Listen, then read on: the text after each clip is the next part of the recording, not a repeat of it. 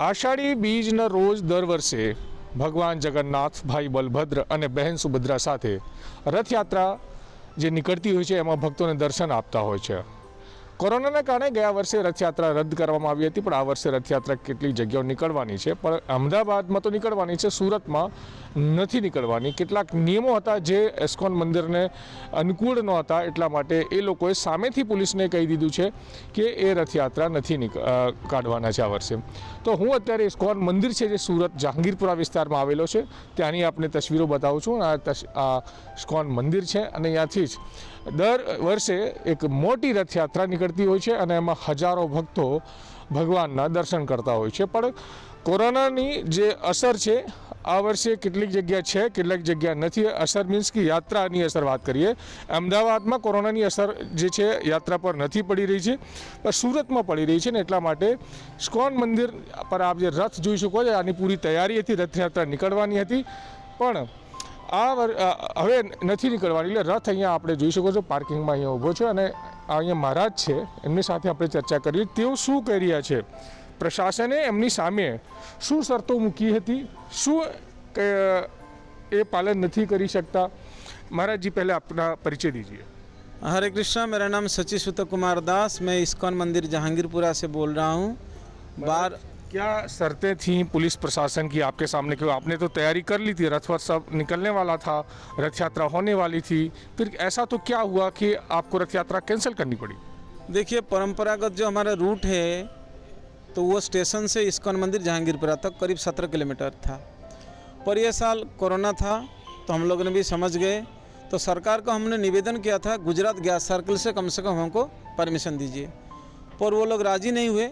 फिर वो लोग कहा कि आप लोग पालमपुर पाटिया से निकाल सकते हो, 200 लोगों का जिसका सेकंड डोज हुआ है उनका सर्टिफिकेट के साथ नाम दे दीजिए।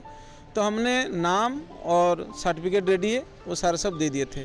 पर कल शाम को पुलिस के बड़े अधिकारी आए और हमको एक पेपर दिखाए जिस पेपर में लिखा हुआ था कि 60 लोगों से ज़्यादा आपको अलाउ नहीं कर सकते हैं और ये 60 लोगों का RT-PCR होना ज़रूरी है और पालमपुर पाटिया से आप लोग नहीं निकाल सकते हैं। आपको निकालना है रथ यात्रा तो आप मोरा भागल से निकाल सकते हैं। तो मोरा भागल से यहाँ 1-1.5 किलोमीटर है और ये 1-1.5 किलोमीटर इतने सारे शर्त, तो हमारे लिए ये असंभव था। तो इसलिए हम सवेरे पुलिस ऑफिसर को, CP साहब को हमने लिखे कि ये शर्त के साथ हम लोग रथ यात्रा नहीं निकाल पाएंगे। और पर सूरत वासियों को मैं निवेदन करूंगा, आप लोग आइए, जगन्नाथ बलदेव सुभद्रा यहाँ दिन भर रथ के ऊपर विराजमान रहेंगे। आप लोग आइए, दर्शन कीजिए, जगन्नाथ बलदेव सुभद्रा की आप कृपा पाइए। यानी कि जो रथ मतलब शहर में घूमता था वो अब मतलब वहाँ नहीं जाएगा, भगवान यहीं रथ पे सवार रहेंगे, लोगों को दर्शन देंगे ऐसा? जी, रथ इस्कॉन मंदिर के परिसर में ही घूमेगा और फिर एक जगह में रख देंगे ताकि भाविक भक्त लोग आएंगे और लाइन में आके दर्शन करेंगे। और ये व्यवस्था पुलिस लोग करेंगे, हमको वो कहा है कि अगर उस दिन भक्त लोग आते हैं दर्शन करने के लिए, उसका पूरा बंदोबस्त जो है पुलिस लोग करेंगे। रथ यात्रा कैंसिल हो गई, कितनी कुछ उम्मीदें थी इस बार, क्योंकि पिछले साल तो कोरोना के चलते रथ यात्रा नहीं निकल पाई थी, इस बार क्या कुछ तैयारियां थी और अब रद्द होने से भक्तों में कैसा माहौल है? देखिए, भक्तों का जीवन है भगवान, और भगवान जब रथ में बैठते हैं, दर्शन देते हैं, तो लोगों का जन्मों का पाप जो है निकल जाता है। और पिछले साल हो नहीं पाया था, तो ये साल बड़े भक्तों को उम्मीद था कि रथ यात्रा निकलेगा, जगन्नाथ बलदेव सुभद्रा के रथ में बैठते हुए दर्शन करेंगे, उनका जीवन का सबसे बड़ा कल्याण होगा। तो सारे भक्त निराश है, दुखी है, पर यही भक्त लोगों को निवेदन करूंगा कि ये जगन्नाथ की इच्छा समझ करके अपने आप को आप समझा लीजिए। और अगर आप इस्कॉन मंदिर 12 तारीख को आएंगे तो जगन्नाथ बलदेव सुभद्रा रथ में बैठते हुए आप लोग दर्शन कर पाएंगे, अवश्य दर्शन कर पाएंगे। पुलिस ने हमको ये बात कहा है कि आप लोग जो भाविक भक्त लोग आएंगे उनको दर्शन कराने में वो मदद करेंगे। लेकिन इस बार अहमदाबाद में रथ यात्रा निकल ली, वो भी गुजरात में है, वहाँ भी तो नियम सेम ही लगेंगे क्योंकि राज्य एक है, सरकार एक है, फिर नियम क्यों ऐसे बदल गए? देखिए, ये तो पुलिस लोग कह सकते हैं कि क्या ठीक है, क्या भूल है, क्या अच्छा है, बुरा है, पर सरकार को मैं निवेदन करना चाहूँगा। देखिए, ये इस्कॉन मंदिर का रथ यात्रा नहीं है, ये जगत के नाथ है। जगत के नाथ जब आते हैं तो जगत के सारे भक्तों को कल्याण करते हैं। तो निवेदन है, अभी 3-4 दिन है, आप लोग थोड़े प्रेम से, श्रद्धा से, सहानुभूति से इस चीज़ को ग्रहण करें और हमको कम से कम पालम पाटिया से अगर इजाज़त दे तो आपका बड़ा धन्यवाद होगा, आपका बड़ा आभारी रहेंगे हम लोग। और मैं नहीं, सारे सूरतवासी आपके आभारी रहेंगे, क्योंकि जो भक्त कुछ भी सेवा करता है भगवान का, भगवान उसका ऋणी हो जाते हैं। अगर प्रशासन ये इजाज़त देती है, मदद करती है रथ यात्रा निकालने के लिए, तो ultimately Krishna also bless them. Maharaj ji, अब सब कुछ हालात सामान्य हो रहे, सब कुछ तो खुल गया बाज़ारों में, फिर वहाँ पाबंदी नहीं, फिर भगवान के रथ पे पाबंदी क्यों, क्या कहेंगे? इसका प्रश्न तो पुलिस ऑफिसर दे सकते हैं। मैं तो यही चाहूँगा कि प्रशासन हमको इजाज़त दे, हमको परमिट करे रथ यात्रा के लिए, क्योंकि देखिए मॉल खुल गया है, सिनेमा हॉल खुल गया है, शादी के लिए 150-200 लोगों का परमिशन हो गया है। तो हमको बड़े सहानुभूति के साथ सरकार को ये समझना चाहिए, क्योंकि धर्म जो है वो ये सोसाइटी का, समाज का सबसे बड़ा क्या कह सकते, मजबूत कड़ी है, इसको कह सकते हैं मेरुदंड है। तो अगर आप इस चीज़ को इतनी संवेदना के साथ नहीं ग्रहण करेंगे तो देन वी आर अनफॉर्चुनेट। आखिरी सवाल ये है महाराज जी, क्या ये जो रथ यात्रा है जो आप कैंसिल किए हैं, सामने से पुलिस को लिख के दिए हैं, आप मजबूर हो गए क्योंकि इतनी ऐसी शर्तें थी, आप मजबूर हो गए कि आप यात्रा नहीं कर सकते, इसलिए उनको लिख के देना पड़ा?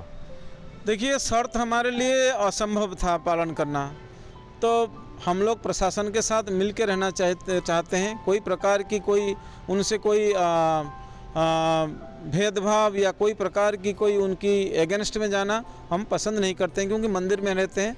हमारे स्वभाव सबके प्रति प्रेम सद्भाव होना चाहिए, हम किसी के अगेंस्ट में नहीं। सरकार हमारी है और हमारे अच्छा के लिए सोचता है। अगर सरकार को यही सोच है कि इस्कॉन मंदिर में रथ यात्रा बंद करना अच्छा होगा, तो मैं क्या कह सकता हूँ।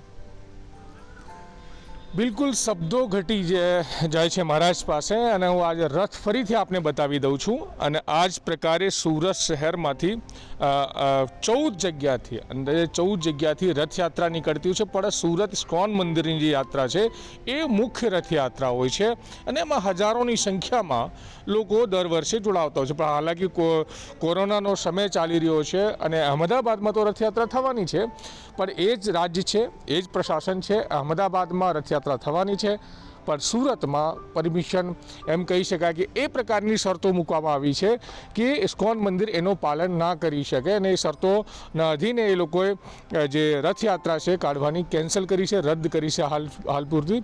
પણ એમને સ્પષ્ટપણે ખુલીને નથી જ બોલી શકતા, સ્વાભાવિકપણે મંદિરના છે, સરકારને કે કોઈને વિરુદ્ધમાં ના જ બોલી શકે। પણ આપણે સમજી શકાય એક જ રાજ્યમાં એક જ સરકાર છે, પણ અમદાવાદમાં પરમિશન મળી ગઈ છે, પણ સુરતમાં પરમિશન નથી આપી, અને એવી કન્ડિશનો મૂકી છે કે સામેથી ઇસ્કોનવાળાએ રથયાત્રા રદ કરવાનો અને લિખિતમાં આપી દીધું છે।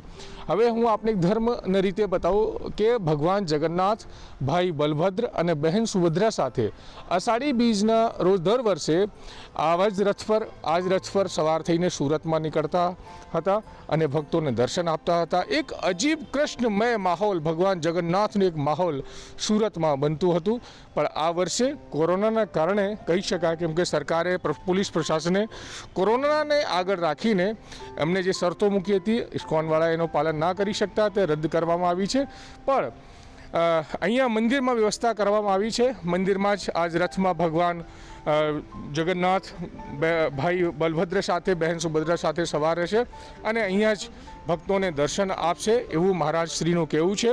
તો આ પ્રકારે સુરતમાં આ વર્ષે રથયાત્રા કેન્સલ કરવામાં આવી છે અને અહમદાબાદમાં એ જ રથયાત્રા થવાની છે। એટલા માટે ભક્તો ક્યાંક કે દુઃખી છે અને મંદિર પ્રશાસન પણ દુઃખી છે, અને સ્પષ્ટપણે કહી રહ્યું સરકારે જો થોડીક દયા રાખી હોત અને પરમિશન આપી તો આ ભગવાન નગરજનોને ભ્રમણ કરીને, નગરમાં ભ્રમણ કરીને નગરજનોને દર્શન આપી શકતા હોત।